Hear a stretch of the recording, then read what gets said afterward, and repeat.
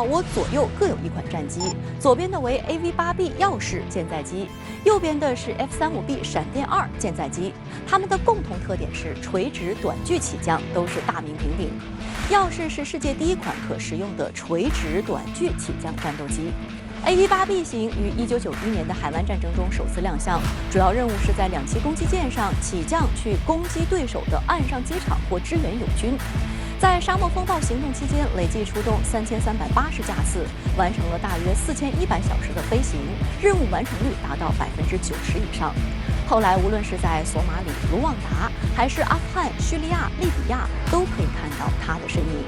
AV-8B 虽然有着比较亮眼的战场表现，但是也成为了美军战机中失事率最高的机种，有着"寡妇制造者"的绰号。飞战期间就发生了148起重大事故，共造成45名驾驶员丧生。据统计 ，AV-8B 这一款战机的失事率占到了美国海军陆战队总事故率的1/3以上，是 F-16战斗机的2倍以上，F/A-18舰载机的3倍多，A-10攻击机的5倍左右。这也充分说明垂直短距起降战机有着战场优势，也由于机体结构的复杂设计等因素带来飞行安全隐患。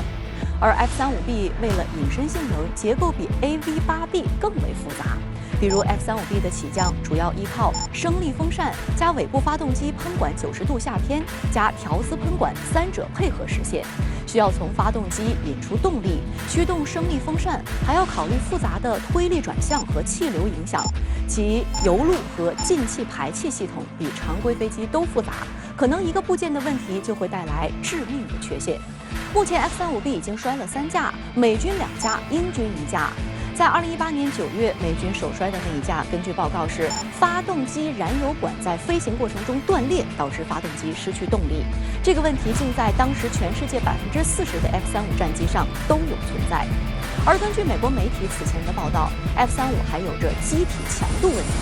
F-35联合项目办公室的高级官员透露 ，F-35B 和 F-35C 存在着重大缺陷。这2个型号如果保持超音速巡航超过1分钟，将会对机体造成巨大破坏，甚至机翼尾部由于受到震荡，可能会导致战斗机坠毁。因此，美军曾做出禁止 F-35超音速巡航的决定。除了战机自身的问题以外，坠机也不排除是飞行员的因素。2019年，日本航空自卫队的一架 F-35A 坠入太平洋，事故原因最后被认定为空间定向障碍，飞行员在夜间直接把战机飞进了海里。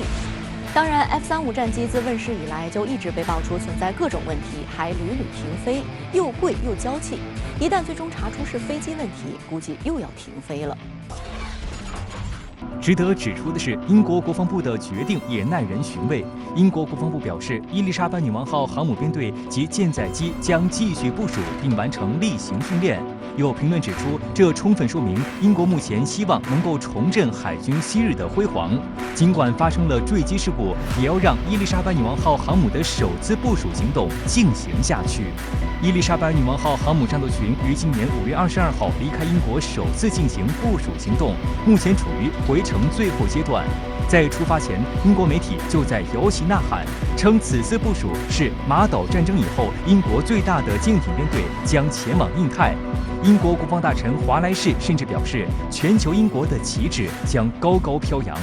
而回顾英国伊丽莎白女王号航母战斗群早前的行程，除了这次坠机事故以外，还发生了一系列戏剧性事件。外界看到的并非一个强大的英国海军，而是存在众多问题的英国海军。此外，英国海军的护航舰艇也多次掉链子，比如被认为编队中最强的带刀护卫45型驱逐舰卫士号和钻石号就曾多次因重大故障脱离编队行动。据了解，英国海军45型驱逐舰此前也是状况百出。2009年，首舰勇敢号在访问美国东岸时突然失去动力，不得不转到加拿大维修。2012年，勇敢号又在波斯湾地区执行巡逻任务时，因高温导致动力系统罢工，紧急前往巴林维修。